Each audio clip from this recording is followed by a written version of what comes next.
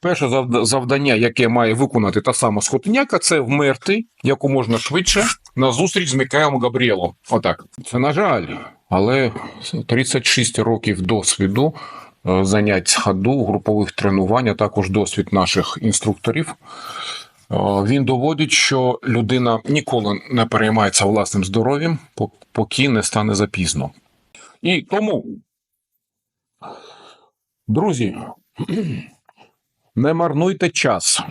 Подивіться навколо себе, зробіть висновки, що природа, вона відноситься однаково до будь-якої людини. Що природу не цікавить. Є ваш час на власне здоров'я чи немає часу на власне здоров'я. Вам потрібна профілактика, обов'язково потрібна профілактика, як будь-якої автівці. Треба своєчасно поміняти олію, рідину,